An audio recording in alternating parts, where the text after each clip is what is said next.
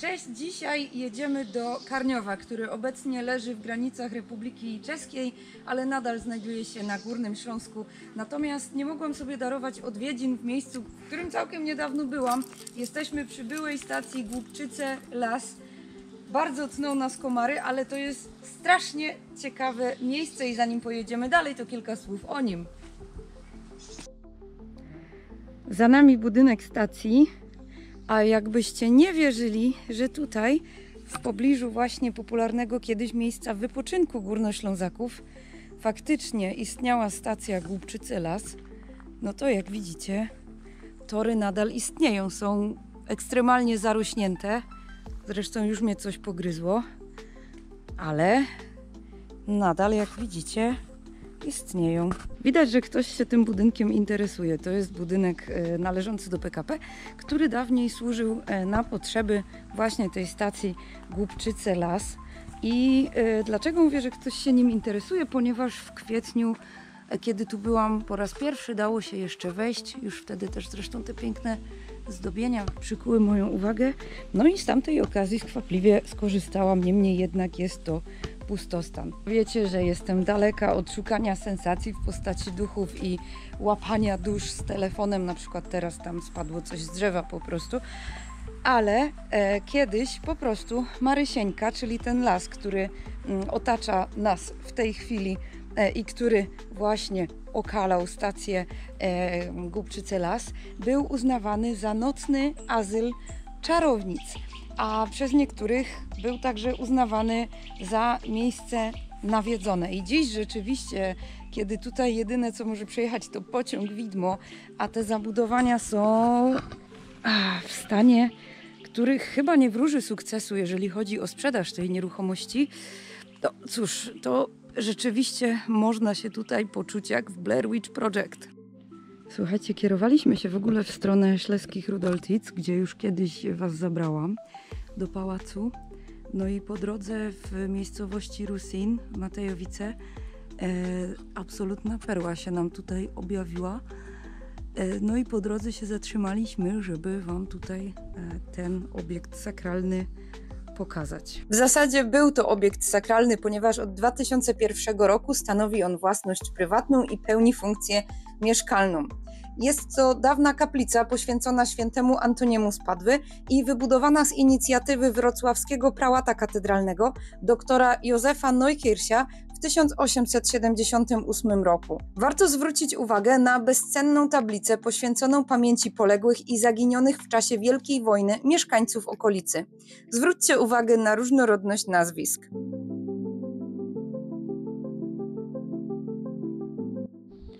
Oddalamy się teraz powoli z miejscowości Rusin w stronę Śleskich Rudoltic. Właściwie to już chyba jesteśmy na ich terenie. No i tutaj zaintrygowało nas coś, bo nasz cel w sumie według mapy jest tam, co wygląda na przydrożną kapliczkę, ale chociaż takie kapliczki na rozdrożach są przecież czymś normalnym tutaj w naszym kręgu kulturowym, to zaczęłam czytać te inskrypcje w języku niemieckim i no ewidentnie jest to czyjeś upamiętnienie. I z tej pięknej, wąskiej drogi skręcamy troszkę. Trzeba uważać pod nogi, bo w ogóle na mapach Google to wygląda jak jakieś zaorane pole, a tutaj jest cmentarz. I to wychodzi na to, że chyba taki dość stary, nieogrodzony w żaden sposób. No i jeżeli tam w Matejowicach to był kostel, czyli kościół, no to tutaj możemy mieć, ojej, rzeczywiście stary. Patrz, lata 50. Widzisz zgon? Taki totalnie cmentarz przy drodze, niczym nie ogrodzony.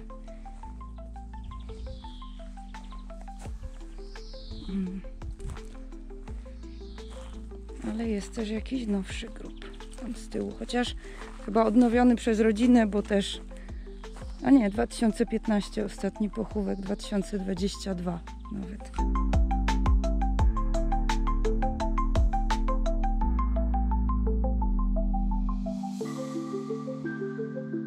Znajdujemy się właśnie przy kaplicy rodziny Gebauer. Jak zdołałam przeczytać tutaj na tablicy informacyjnej, właściwie geneza tego obiektu w tym miejscu jest nieznana, ale co istotne i co spotkało Ślązaków po obydwu stronach granicy, bo teraz jesteśmy po tej czeskiej stronie Górnego Śląska, to ogromne zaniedbanie naszego dziedzictwa, które miało miejsce po II wojnie światowej. I mam na myśli nie tylko zaniedbanie poprzez porzucenie, ale także przez aktywną dewastację i po prostu brak jakiegokolwiek wsparcia, sympatii od ówczesnych władz. Jeszcze w 2000 roku ta oto kaplica była ruiną. W 2009 roku została wyremontowana dzięki decyzji okolicznych władz i dzisiaj jest bardzo ciekawym punktem na mapie okolicznej ścieżki historycznej. A tak swoją drogą, to jakbyśmy się odwrócili, tam za nami płynie rzeka Osobłoga, czy też po czesku Osoblacha i jest też miejscowość, którą już razem kiedyś odwiedziliśmy, o tej samej nazwie zresztą. Znajdujemy się właśnie w pobliżu stacji kolei wąskotorowej w miejscowości Bohuszow. No i tak urwałam wątek, bo przypominałam Wam przypadek Osobłogi, która w sumie jest tutaj bardzo niedaleko. Jest to zarówno nazwa miejscowości, jej nazwa czeska to Osoblacha, a nazwa niemiecka to Hotzenplotz. I to kiedyś było bardzo ważne miejsce, natomiast po II wojnie światowej i po zmianie granic, niestety te granice zostały zmienione na tyle niekorzystnie, że właśnie cały ten cypel Osoblacha znalazł się w takim swoistym wykluczeniu komunikacyjnym. Można powiedzieć, że to taka swego rodzaju chyba, może nie klątwa, ale odwieczny problem, bo już wcześniej ciężko było skomunikować okoliczną kolej z koleją pruską. Natomiast jesteśmy w Bohuszowie, który właśnie leży na tej samej linii. Jesteśmy przy kolei wąskotorowej o rozstawie 760 mm i za cholerę nie wiem, czy mogę tam bliżej podejść, bo wydaje mi się, że w obecnym budynku dworca po prostu ktoś mieszka. Bardzo, bardzo doceniam tutejszą wierność historyczną, bo mamy też nazwy historyczne stacji zachowane i tam w Osobłodze, w miejscowości Osoblacha, jest bardzo podobnie ten dworzec odnowiony i też oryginalna nazwa Hotzenplotz jest dodana dla jasności kontekstu historycznego.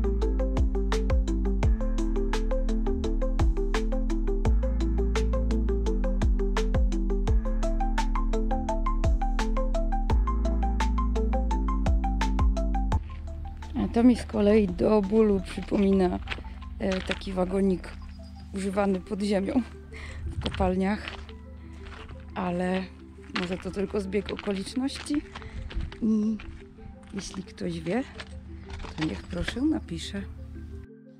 Jesteśmy teraz w gminie Żywocice koło Dziewczęcego Grodu, oczywiście w Czechach. Użyłam polskich nazw dla ułatwienia i mamy tutaj kolejny pomnik ofiar I wojny światowej, odnowiony wiosną 2017 roku. A mówię cicho, bo zaraz obok mnie jest czyjś dom.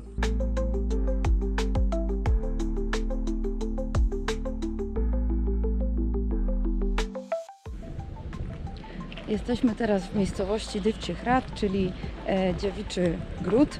I za mną ta kolumna to jest kolejny, tutaj już po prostu w tym mieście większym, pomnik ku pamięci ofiar I wojny światowej. Oryginalny. Tam widzieliście jeszcze inskrypcję Freiheit, Vaterland. I rzeczywiście tutaj, jeżeli chodzi o to poszanowanie dla historii, to jest ono bardzo dobrze wyrażone. Co ciekawe, projektem renowacji parę lat temu zajmował się Polak. Wykonawcą, z tego co czytałam na tablicy informacyjnej, też był Polak, a fundusze są czesko-niemieckie. Także jak podkreślałam wielokrotnie, współpraca popłaca. Znajdujemy się teraz przy zamku w Dziewiczym Grodzie, czyli Dywczy Hrad. Zamek Majdelberg, jedna tutaj z enklaw morawskich istniała na Górnym Śląsku i właśnie ten zamek jest bardzo starą siedzibą rycerską. Niestety, jak to bywa już chyba w przypadku mojego zwiedzania pałaców i zamków w Czechach, akurat trafiłam na dzień, kiedy jest zamknięte. Otwierają jutro, czyli w piątek o godzinie 10 rano. No a tak jeszcze słowem przypomnienia, to czymże były te enklawy morawskie? To były po prostu miejsca na Śląsku, które podlegały prawodawstwu morawskiemu. Już niejednokrotnie też o tym pisałam.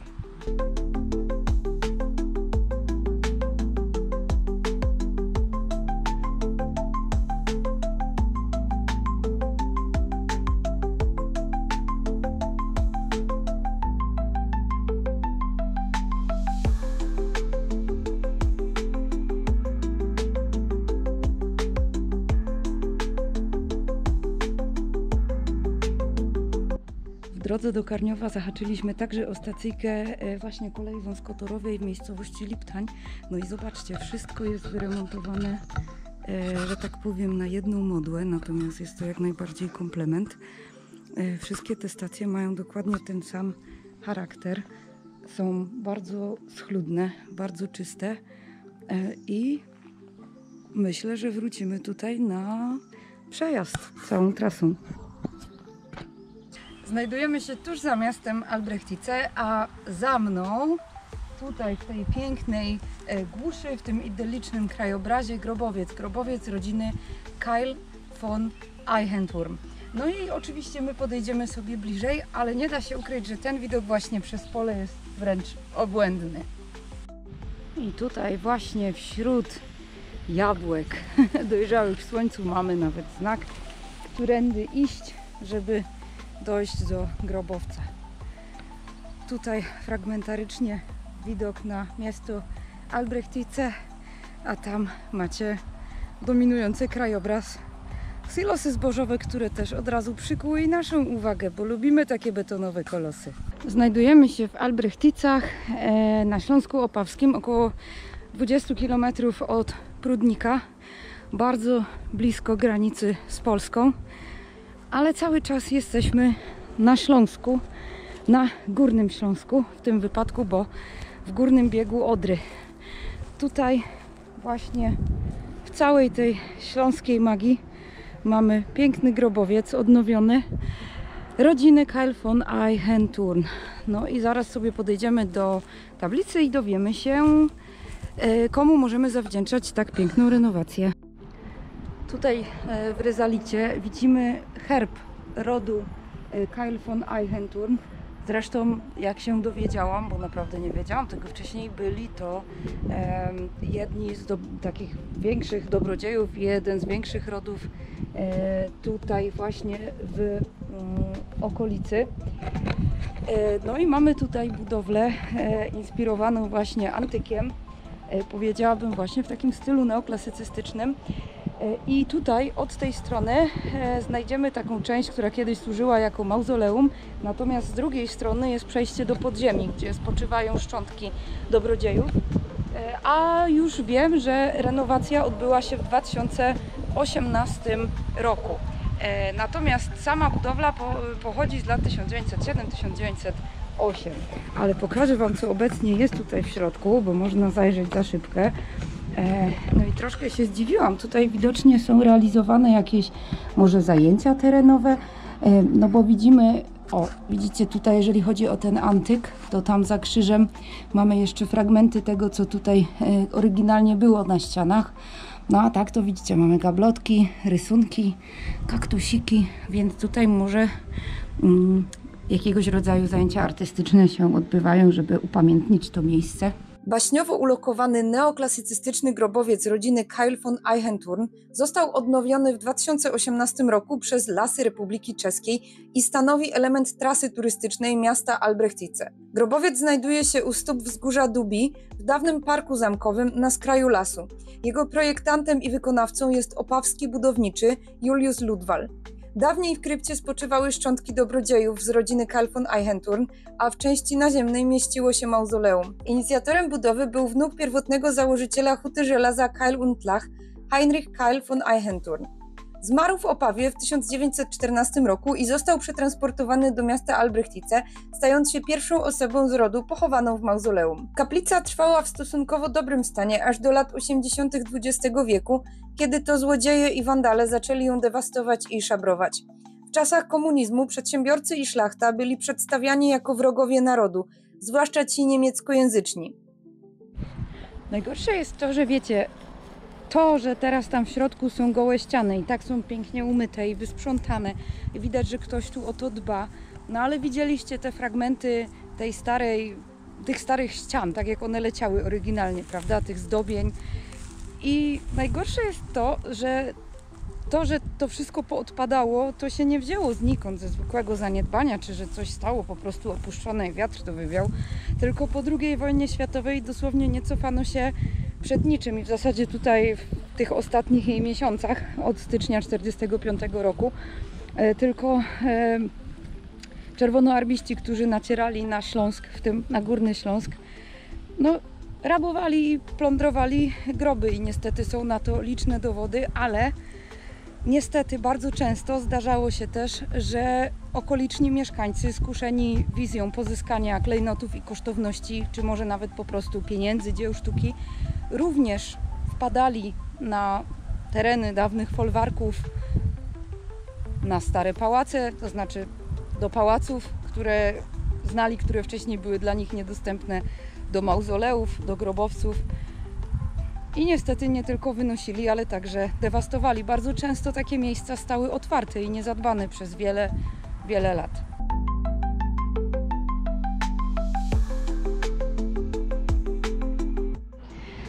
No, jesteśmy już po posileniu się w pobliskiej restauracji Villa. W willi jest też hotel, warto tam naprawdę zajrzeć, jest smacznie, jest czysto, jest tanio. A przed Wami BS200. Ten egzemplarz został wyprodukowany w Pradze w 1955 roku i pracował w ostrawskich zakładach chemicznych. No i jeszcze przez władze czechosłowackie został podarowany tutaj miastu Karniów. Natomiast, no wiecie sami, jak to kiedyś było, w latach 90. ten egzemplarz, ten pomnik, parowóz pomnik, uległ dewastacji. No i został wysłany do naprawy, bodajże w 2014 roku. No i ta naprawa później skończyła się tak, że miasto musiało się ubiegać od 2019 roku o zwrot tego egzemplarza, co udało się w 2022 roku. Tak więc mniej więcej od 3 lat jest z powrotem w Karniowie. Jest absolutnie pięknym egzemplarzem. Po szybkim zrelaksowaniu się w Kofola Music Club trafiliśmy do takiej dzielnicy i naszym celem jest synagoga tam w tle. No i raczej do środka nie wejdziemy, ale ciekawi mnie, co to w ogóle jest za ogromny, chyba opuszczony całkowicie budynek. Tam z tyłu jest jakiś plac budowy. Macie troszkę więcej tej dzielnicy Karniowa. No, synagoga, jak widać, bardzo ładnie odnowiona. No cóż, w Katowicach też kiedyś była synagoga. Jak wiecie, nie przetrwała, bo były takie czasy, które oby nigdy nie wróciły, a tutejsza synagoga jak najbardziej przetrwała. Prawdopodobnie do środka nie wejdziemy, ale przynajmniej pokazuję Wam ją z zewnątrz.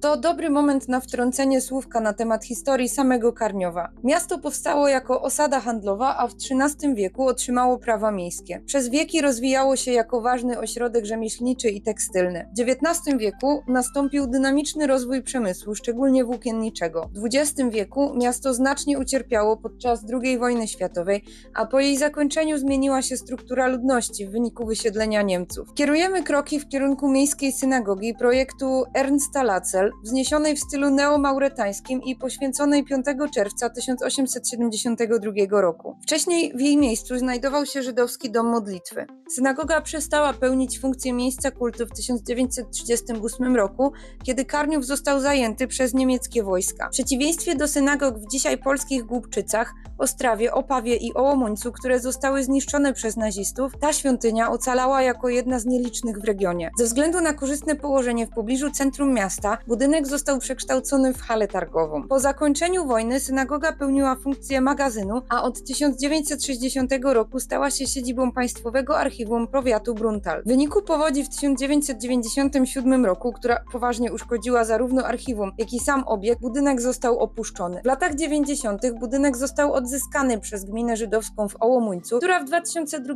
roku przekazała go pod opiekę Federacji Gmin Żydowskich w Republice Czeskiej. Będziemy się powoli żegnać, nie tylko z Czechami, bo tam już za nami dosłownie niecały kilometr są Branice, czyli pierwsza miejscowość po stronie polskiej, ale nadal jesteśmy na Śląsku Opawskim, na Górnym Śląsku. I jesteśmy jeszcze w miejscowości Uwalno. Tam widać już te wyjazdowe oznakowanie. No i moi drodzy, idziemy jeszcze na dworzec Zmarzlina u Nadrażi, czyli lody na dworcu, bo tutaj pięknie adaptowany budyneczek dworca właśnie jako kawiarnia i lodziarnia. No, co prawda mi się to wszystko w GoPro tu troszkę rozmazało, ale teraz już będziecie dobrze widzieć. Tam stary gościniec, widać jeszcze stary szyld. A tutaj zobaczcie, jak pięknie adaptowany budynek na nową funkcję. No i to jest też pomysł dla wielu takich budynków po stronie polskiej, nieprawdaż? Słuchajcie, kończymy w miejscowości Bliszczyce. Właściwie ciężko powiedzieć, czy to jeszcze Polska, czy już Czechy, a może na odwrót. Piękna miejscowość i taki właśnie kamień upamiętniający powódź stulecia w jej 10. rocznicę, bo żywioły granic nie znają. Żegnamy Was już na dzisiaj z tego Górnego Śląska, z tej oazy przemysłu, gdzie wszystko jest szare i dymi. No cóż, to była bardzo pouczająca podróż. Spędziliśmy więcej czasu po czeskiej stronie. Moi drodzy, jeżeli Wam się podobało, to pamiętajcie o kciuku w górę, o dzwoneczku i o subskrypcji. Możecie też zostać moim patronem, do czego serdecznie zachęcam. Dziękuję z całego serca wszystkim patronom, wszystkim osobom, które w jakikolwiek sposób wspierają projekt Sassy Elysian. I do następnego!